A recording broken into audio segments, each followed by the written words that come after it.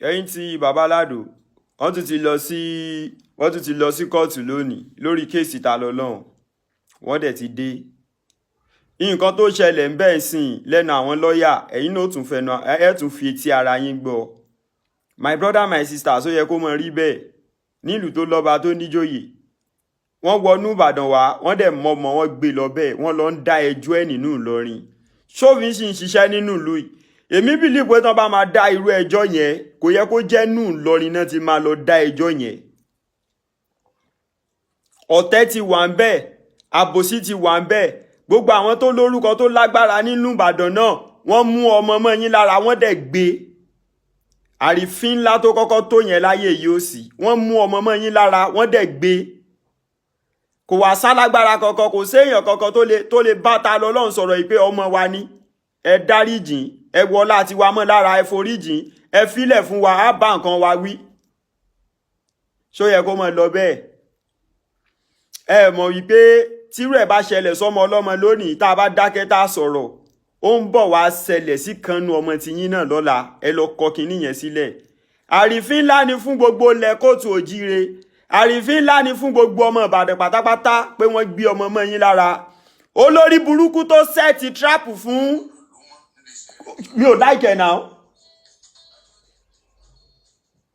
ẹni tó sẹ́ẹ̀tì tíráàpù fún Tani Olohun náà wọ́n lọ́mọ Ìbàdàn ni ẹ̀gbọ́n yìí kò ní yẹ yín o kò ní yẹ yín torí pé mi ò bìlí pé ó yẹ ká lè ṣerú nǹkan báyẹn fún ọmọ ìyá àti yín ọmọ Ìbàdàn ará àta wá gbé ọmọ Moyin Lara ó wá fi ẹ́ ṣe tíráàpù fún bọ́ọ̀dá tiẹ̀ nítorí àkúnjẹ nítorí popularity kò ní yẹ yín ibikíbi tẹ́ bá wà kò ní kúlù fún yín ẹ sọ pé mi mo sọ bẹ́ẹ̀ kó wá gbé mi kò ní yọ oníyà mẹ́rin àbí kí ni wọ́n ti ń porúkọ yín oníyàwó mẹ́rin àbí kí lorúkọ yín kò ní yẹ yín gbogbo ẹ̀yin tẹ́ wà ní Ìbàdàn tẹ́ jẹ́ bí alágbára gbogbo ọ̀rọ̀ yìí ó ti lábòsí nínú ó ti ní ọwọ́ àbòsí nínú wọ́n ní bailable offences ní ẹ̀sùn tí wọ́n fi kan Tani Olohun ẹ dẹ̀ sọ pé ẹ grant bail yẹn why now why are we like this kò dá now you are just denying him of his right ó ga o ẹ̀yin náà gbọ́ nǹkan tí àwọn pípù yẹn bá bọ̀ fúnra lára yín ó ga gidi ó lágbára o èmi ń gbìyànjú agbára tèmi o bọ̀ gbogbo ẹ̀yin àgbàlagbà tẹ́ wà nílẹ̀ Yorùbá tí nǹkan báyẹn dẹ̀ ń ṣẹlẹ̀ tí ẹ sọ̀rọ̀ sí tí ẹ dá sí tó bá yá wọ́n tún fọwọ́ ọlá tó jù bẹ́ẹ̀ lọ wọ́n tún fi gbá yín lójú nínú Ìbàdàn yìí ẹ máa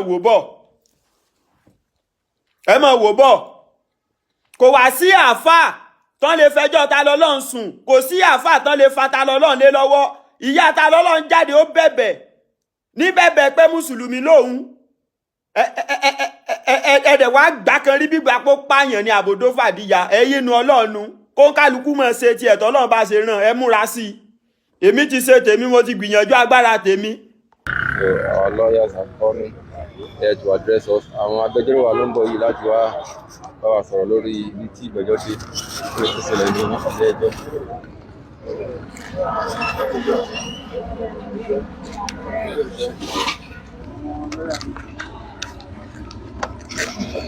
Ẹ káàbọ̀ ẹ ṣé ẹ kúṣẹ́ o ẹ ṣé báwo ló ṣe lọ àbá. Now ẹ jẹ́ kí maybe I should just start by speaking English. Now, I want to appreciate everybody for turning up for today's session. Now, we are just from the court. You will recall that last week we moved our application for the bail of Aziz Adegbola Tani Olohun, and the ruling was adjourned to today. We are just from the court now. The court, in its wisdom, ruled that he will not grant bail to the applicant. Our application has been declined and refused. Knowing fully well that the offenses for which he was brought to court are bailable. The law is there. All the 4 alleged offenses are bailable. And the law is clear about that. even without filing an application, moving oral application before the court should be able to grant the defendant applicant bail. But today we were shocked, and we were not only shocked, we were miffed that the court declined our application. Ohun tá à ń sọ ni pé ní ọ̀sẹ̀ tó kọjá a kọ̀wé lọ sí court pé kí wọ́n fún Tani Olohun ní bail nítorí àwọn ẹ̀sùn táwọn fi kàn, àwọn ẹ̀sùn tí a lè gba bail ẹ̀ ni. Òfin dẹ̀ clear yéké lórí àwọn offences yẹn wípé a lè gba bail ẹ̀, they are bailable offences. Ṣùgbọ́n gbà tá a dé court lẹ́ni ó ṣe ni láàánú pé adájọ́ sọ pé òun ò ní fún ní bail. Ó lóun ò ní fún ní bail. And therefore, I don't know, but n tá a ṣe é ṣì kù. Mo fẹ́ kẹ́ ẹ fọkàn yín balẹ̀. N tá a ṣe é ṣì kù lórí ọ̀rọ̀ yìí. N tá a ṣe é ṣì kù. A ní ìgbàgbọ́ pé Tani Olohun ó máa jáde. Ó máa jáde, ó máa ní freedom very soon. Òfin sì tún fààyè gbà wá, n tó yẹ ká ṣe ó tún wà. Tó bá ti rí báyìí, nǹkan tá a tún máa ṣe ó wà. Àwa mẹ́tẹ̀ẹ̀ta ti forí kò. And we are going to take step. Mo ti bá ọ̀gá mi sọ̀rọ̀, Ọlá sọ pé Ọládìpọ̀ SAN, mo ti bá sọ̀rọ̀. A máa take step immediately láti rí i pé a gbé ìgbésẹ̀ tó kàn tí nǹkan bá ti rí báyìí. So mo fẹ́ kẹ́ fọkàn balẹ̀ lórí ọ̀rọ̀ yìí. Ẹ má bára jẹ́ o. Ẹ má dẹ̀ fàyè gba jàgídíjàgan. Ní ọ̀sẹ̀ kejì sẹ́yìn tí wọ́n tẹ̀ tọ́jà yín, tí wọ́n bu yín, tí wọ́n lẹ̀ yín lóko, tí wọ́n fọ́ gíláàsì mọ́tò yín, a rí i pé ẹ pamọ́ra, ẹ torí ẹ̀ fàjọ̀gbọ̀n, ẹ torí ẹ̀ dàlúrú.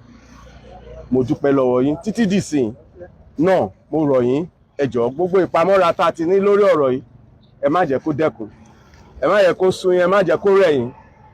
Ṣé gbọ́? N tí mo lè sọ lọ́wọ́lọ́wọ́ nìyẹn. That is the situation we have just faced in the court now. It is shocking and unbelievable that offenses that are available had been rejected or denied. That is the situation we face now. We can just take one or two questions and we'll wrap it up. For the benefit of our people at home. Yes. Do you think this is an upset in the judicial? Well, I can only say that it is already tried that the court has the discretion to grant bail or not, depending on the circumstance. And the discretion is unfettered. And that is the position of the law. It is discretionary. He has given the reason why he doesn't want to grant him bail. Those reasons are not tenable to us. And that's why I have just said we will explore the next step in law, you understand, to avenge the situation. Sir, what is the fate concerning the case tomorrow? No, tomorrow's case is another bail application. We are going to move it. It's another court entirely.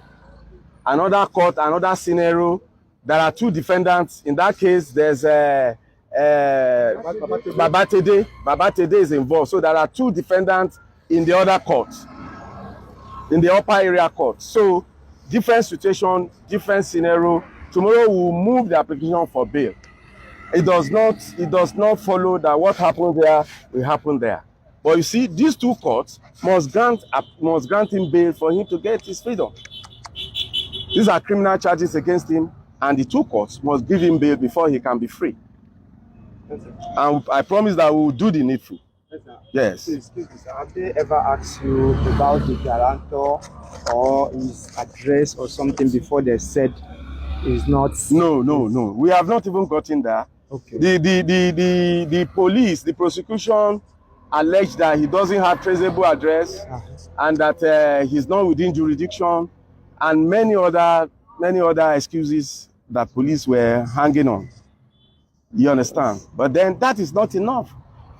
We have deposed an affidavit saying that he has credible sureties, he has traceable addresses, You understand? And that is enough. If the court has asked us to bring 2 shorties or more, we will have done them. We will have done that. We will have done that. We will have brought credible shorties to court to stand for him. Now, let me tell you. You understand? Now, let me just say this. Well, we will do the needful in law. It is not the end of the road. It is not the end of the road. Please, I want you to understand. Now, I want to restrain myself from saying what I should not say in the public. Wọ́n ní nǹkan tí àgbàlagbà bá fi tó bá